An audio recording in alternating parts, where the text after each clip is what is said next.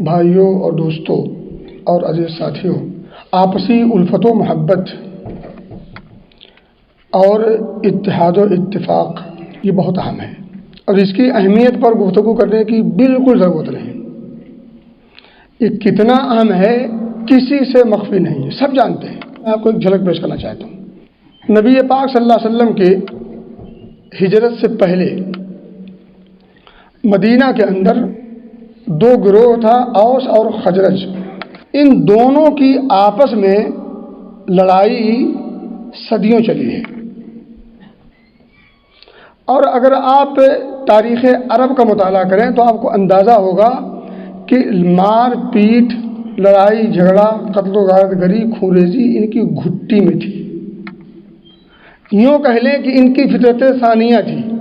اب مجھے بتانا جو ہے وہ سمجھیں، اس قدر ان میں آپس میں انتقامی کارروائیاں چلتی رہتی تھیں، قتل و غارت گری، خونریزی کا بازار ہمیشہ گرم رہتا تھا۔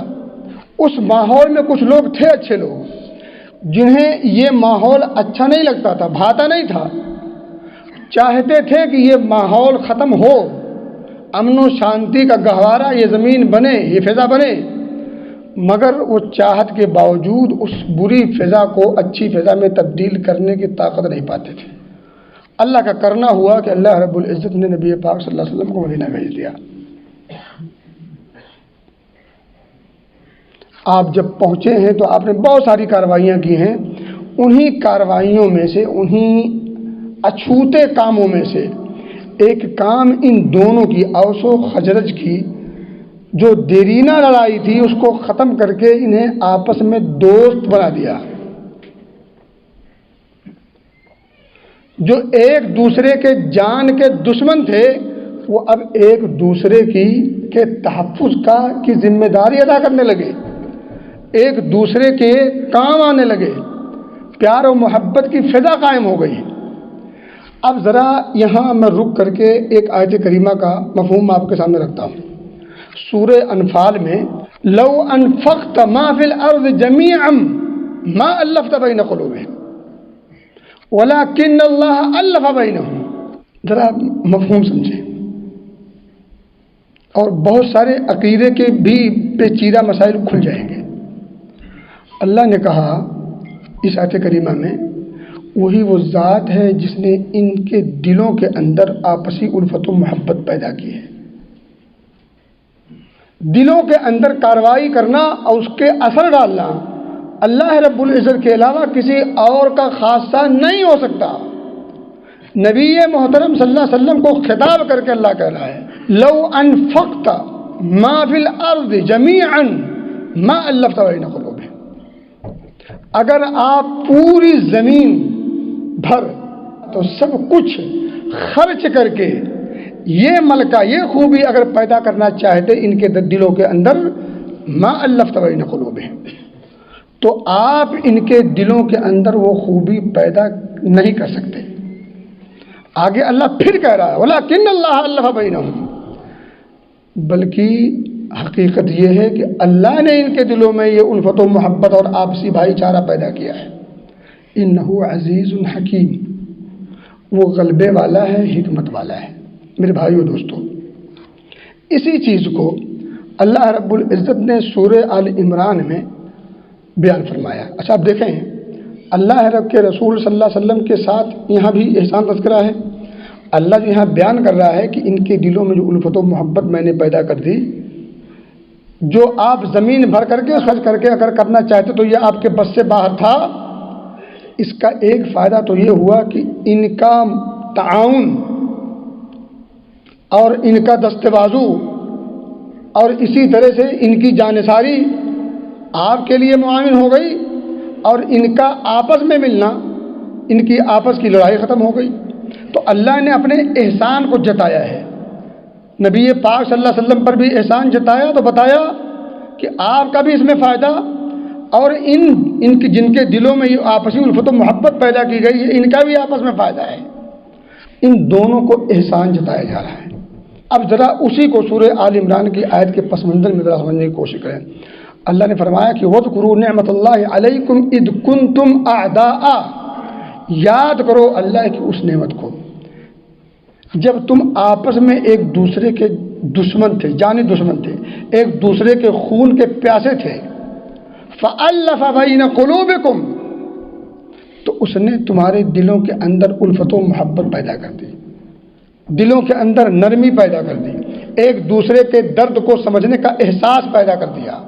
فَأَلَّفَ بَيْنَ قُلُوبِكُمْ فَأَصْبَحْتُمْ بِنِعْمَتِهِ إِخْوَانًا، یہ اللہ رب العزت کی یہ نعمت کا کرشمہ ہے، یہ اس کی برکت ہے کہ اب تم آپس میں ایک دوسرے کے بھائی بن گئے ہو، جو دشمن تھے کل آج دوست بن گئے ہو، جو کل جان کے لینے کے پر تلے ہوئے تھے آج جان کے بچانے کی تدبیریں کر رہے ہو۔ یہ اللہ رب العزت کا کرشمہ ہے، یہ اللہ رب العزت کی طرف سے عطیہ ہے۔ اور یہ سب کچھ کیسے ملا ہے؟ آپ جب تفسیر پڑھیں گے تو مفسرین نے لکھا کہ بالاسلام، جب تک یہ لوگ اسلام سے دور تھے تب تک کی حالت کیا تھی آپ کے سامنے ہے۔ جب انہوں نے اسلام قبول کیا تو پھر اسلام کی برکت سے اللہ رب العزت نے انہیں باہم شیر و شکر کر دیا، دشمنوں کو دوست بنا دیا۔ اس سے پہلے ایک ٹکڑا ہے، اللہ فرماتا ہے وَاعْتَصِمُوا بِحَبْلِ اللَّهِ جَمِيعًا وَلَا تَفَرَّقُوا، اللہ کی رسی کو، اللہ کی رسی یعنی دین کو رسی کیوں کہا؟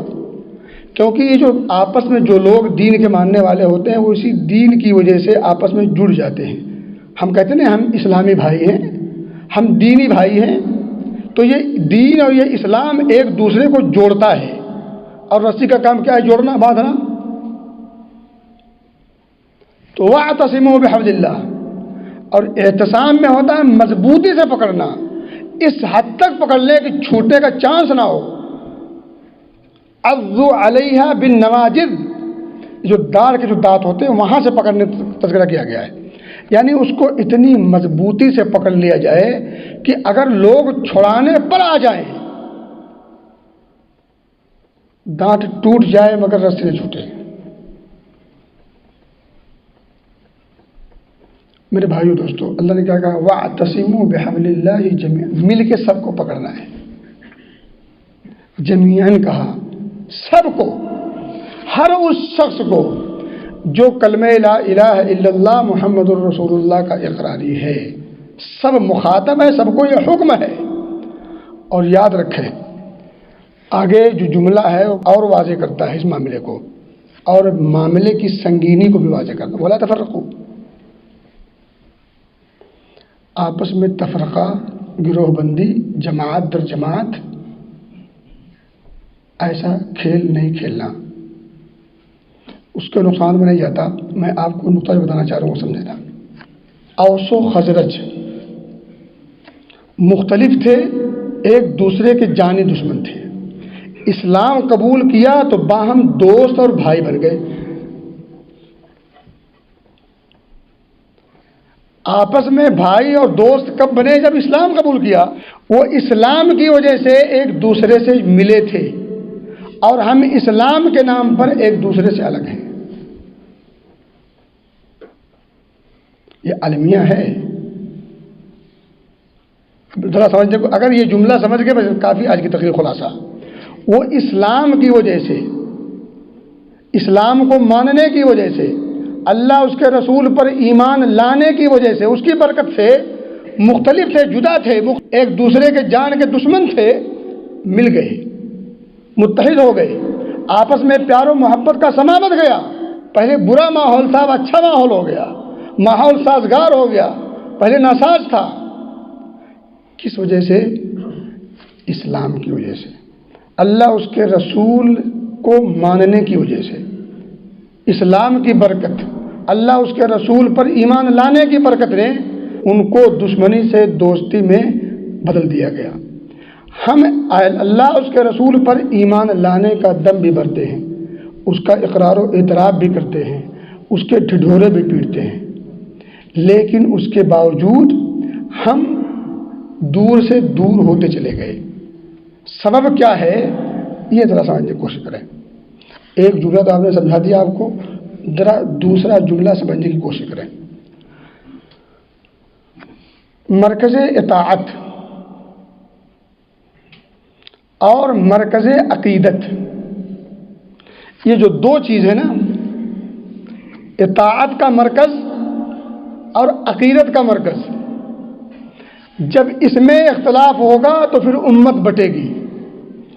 اگر مرکز اطاعت اور مرکز عقیدت اس میں اختلاف نہ ہو تو لاکھ فروعی مسائل میں اختلاف ہوں، انگنت بے شمار ہوں، اختلاف نہیں ہو سکتا۔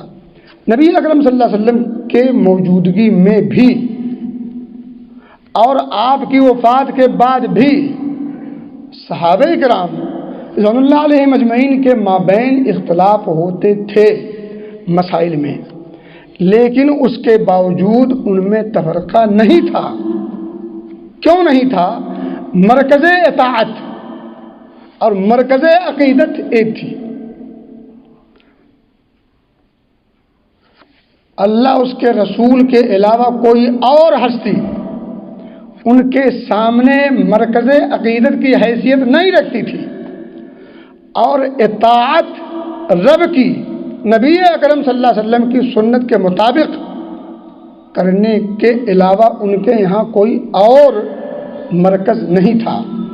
اس لیے اگر کبھی خدا نخواستہ کسی مسئلے میں کوئی اختلاف ہو بھی جاتا، پھر بھی ان میں گروہ بندی نہیں بنتی تھی۔ اور ہمارے یہاں اللہ اور اس کے رسول کے ساتھ ساتھ اور بہت ساری شخصیتیں، بہت ساری ذات اور بہت ساری ہستیاں مرکز عقیدت کا حیثیت رکھتی ہیں۔ مرکز عقیدت میں بڑھاوا کیا، اختلاف بڑھا۔ آج پھر اگر اتحاد و اتفاق کی فضا قائم کرنا چاہتے ہیں تو مرکز اطاعت اور مرکز عقیدت پھر وہی اپنانا پڑے گا جسے صحابہ کرام نے اپنایا تھا۔ مرکز اطاعت اور مرکز عقیدت، یہ دو جملہ اگر سامنے رکھیں اور ان دو جملوں کو بنیاد، اب دیکھیں ایک بات یاد رکھیں، اس کے علاوہ نہ اتحاد ہو سکتا، اور اگر اتحاد کی کوشش کی جائے تو برقرار نہیں رہ سکتی، سوال ہی نہیں پیدا ہوتا۔ یہی جو ہے اوس و خزرج ہیں۔ یہ ایک بڈھا تھا یہودی، شماس بن قیس، یہ اوس و خزرج کہیں کسی محفل میں بیٹھے، آپس میں پیار محبت کے ساتھ بیٹھے گا باتیں کر رہے تھے۔ وہ بڈھا یہودی شماس بن قیس گزرا تو ان کی آپس میں الفت و محبت کو دیکھ کر جل بھن اٹھا، برداشت نہیں ہوا، تو اس نے ایک نوجوان آدمی کا کام لگایا کہ جاؤ ان کے درمیان، جب یہ پہلے اسلام لانے سے پہلے اور آپس میں دوست بننے سے پہلے جنگیں لڑا کرتے تھے اور تیر و تلوار سے ایک دوسرے کی گردنیں اڑایا کرتے تھے، ایک دوسرے کے جان کے دشمن تھے، ان ایام کو وہاں تذکرہ کرو، اور وہ جو رزمیہ اشعار پڑھا کرتے تھے ایک دوسرے کے، ان کا جا کر کے وہاں ذکر چھیڑ دو۔ آپ یہ کہہ رہے کہ جا کر کے لگا تو سیڑھا۔ اب یہ نوجوان اٹھتا ہے، اس محفل میں پہنچتا ہے اور جنگ بعاث کا تذکرہ کرتا ہے، اور وہ جو اشعار کے فخریہ طور پر پڑھا کرتے تھے ایک دوسرے کی مخالفت میں، جیسے یہ گروپ اپنے فخریہ الفاظ اور اپنے فخریہ اشعار پڑھتا تھا اس کے خلاف، وہ گروپ اپنے جو ہے اشعار پڑھتا تھا اپنے فخر میں اور دوسرے والے کے مذمت میں۔ اب ان اشعار کا تذکرہ کیا جا کر کے، اب یہ اوس و خزرج جو آپس میں ایک دوسرے کے دوست بن چکے تھے، محبت کی فضا قائم کرتے ہوئے بیٹھے آپس میں گفتگو کر رہے تھے، جب اس نوجوان نے اس یہودی بڈھے کی سازش کی بنیاد پر آ کر کے جب وہ جنگ بعاث کا تذکرہ چھیڑتا ہے تو یہ دونوں اوس و خزرج آپس میں بھیڑ پڑتے ہیں، اور ہتھیار کی صدائیں بلند ہونے لگتی ہیں، اور ایک جگہ باقاعدہ متعین ہوتی ہے، ہر نامی جگہ، کہ چلو چلتے ہیں ہم پھر سے مقابلہ کرتے ہیں، دیکھ لیتے ہیں کس میں کتنی ہمت ہے۔ وہ پہلی والی عصبیت لوٹ آئی۔ کسی نے جا کر کے نبی پاک صلی اللہ علیہ وسلم کو خبر دی کہ اللہ کے رسول صلی اللہ علیہ وسلم معاملہ گمبھیر ہے، نبی پاک صلی اللہ علیہ وسلم بھاگے بھاگے آئے اور کہا کہ میں ابھی تم میں موجود ہوں اور تمہارے اندر جاہلیت والی عصبیت پھر لوٹ کے آ گئی۔ آپ صلی اللہ علیہ وسلم نے اسپیچ دی، جو کچھ کہنا تھا آپ نے کہا۔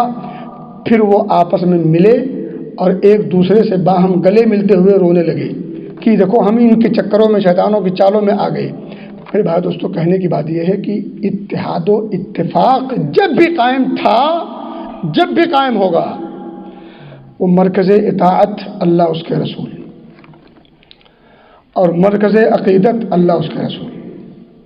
اس سے ہٹ کر کے کوئی اور عقیدت کی شخصیت سامنے آئے گی ابھر کر کے، تفرقے کا بازار گرم ہوگا،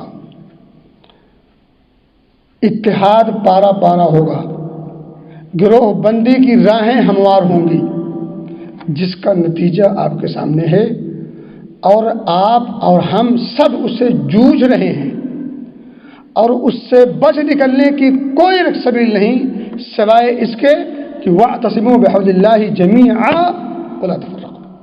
یہ ذاتی مفاد ہوتا ہے، تعصب ہوتا ہے، کبھی ہردھرمی آ گئی سامنے، کبھی کوئی تعصب آ گیا سامنے، کبھی جذبات نفسانی خواہشات آ گئے سامنے۔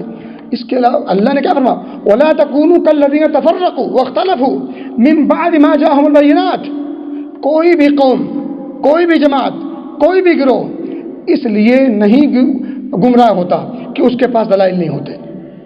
دلائل ہوتے ہیں، براہین ہوتے ہیں، ساری چیزیں روشن ہوتی ہیں، علم بھی ہوتا ہے، معرفت بھی ہوتی ہے، سب کچھ ہونے کے باوجود وہ گمراہ ہوتے ہیں، اختلاف کر جاتے ہیں، سیدھے راستے سے ہٹ جاتے ہیں، سیدھے راستے سے لوگوں کو ہٹا دیتے ہیں، گمراہ کر دیتے ہیں، گمراہ بھی ہوتے ہیں۔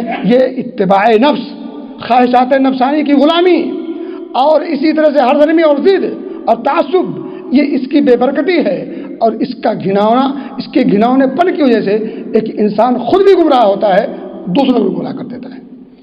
میرے بھائی دوستو، اتحاد اور اتفاق اللہ کے تقوی اور کتاب اللہ اور سنت رسول اللہ کو پکڑے بغیر نہیں ہو سکتا۔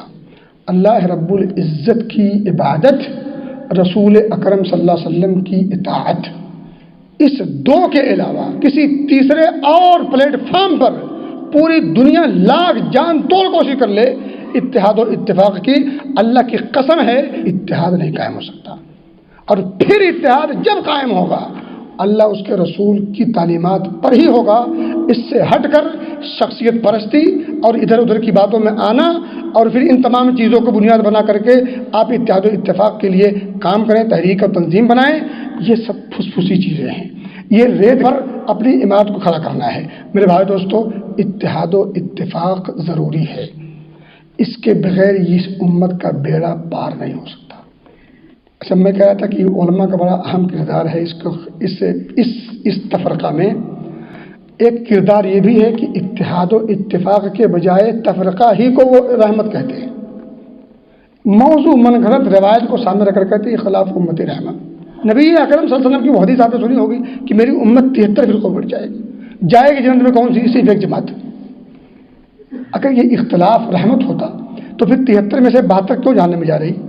73 میں سے 72 جہنم میں جائے گی، صرف ایک جنت میں جائے گی۔ اللہ کے رسول نے فیصلہ کر دیا ہے، ما انا علیہ اليوم واصحابی، آج میں جس ڈگر پر ہوں، جس نہج پر ہوں، جس طریق پر ہوں، جس روشن شاہراہ پر میں ہوں، جو بھی ہوں، اور میرے صحابہ جس پر ہیں، جو بھی اس ڈگر پر چلے وہ اسی میں سے ہے جو ناجی ہے، وہ اس 72 میں سے نہیں ہے، وہ الگ ایک جماعت ہے جو ناجی ہے، جو نجات والی پانے والی ہے۔ وہ ہے جو نبی کے طریقے اور صحابہ کے طریقے پر گامزن ہے۔ آپ کو الگ سے کچھ ڈھونڈنے کی ضرورت نہیں ہے، ادھر ادھر جانے کی ضرورت نہیں ہے۔ آپ چیک کرو اللہ کے رسول صلی اللہ علیہ وسلم کس راستے پر جاتے تھے، نماز پڑھتے تھے، کیسے پڑھتے تھے، آپ عقائد کے معاملے میں کیا کچھ آپ نے سکھایا، جو کچھ نبی اکرم صلی اللہ علیہ وسلم نے سکھا دیا، جن چیزوں پر آپ نے عمل کر دیا، جو کچھ تعلیمات آپ کے سامنے ہیں ان کے مطابق آپ عمل کرنا شروع کر دیں، آپ اس گروہ سے ہیں جو ناجی ہے۔ اور اگر ایسا نہیں کرتے تو پھر آپ اس ایک کے علاوہ ان 72 میں سے ہیں جو جہنمی والا ہے۔ اللہ بچائے، اللہ ہم سب کو محفوظ رکھے۔ بات آگے نکل گئی، وہ خلاصہ کلام یہ ہے کہ اتحاد قائم ہوگا کتاب اللہ پر، مرکز اطاعت اور محور عقیدت، ان دونوں کو سامنے رکھے، اس پٹری سے اترنے نہ دے اپنے آپ کو۔ اگر ہر شخص اس پٹری پر اپنی گاڑی کو کھڑی کر دے میرے بھائیو دوستو، ہم اس پلیٹ فارم پر آ جائیں گے، اور پھر اس کے بعد جو اس کے فیوز و برکات ہیں، جو ثمرات ہیں اور ساری چیزیں ہیں، اس سے ہم محظوظ ہوں گے۔ بصورت دیگر چلاتے رہیں۔ اللہ سے دعا ہے کہ اللہ میں سمجھ کی توفیق دے، اتحاد و اتفاق اور الفت و محبت پیدا کرنے کی توفیق دے، ان کے جو اسباب اللہ اس کے رسول نے بیان کیے ہیں ان اسباب پر عمل پیرا ہونے کی توفیق دے، تاکہ یہ فضا قائم ہو سکے۔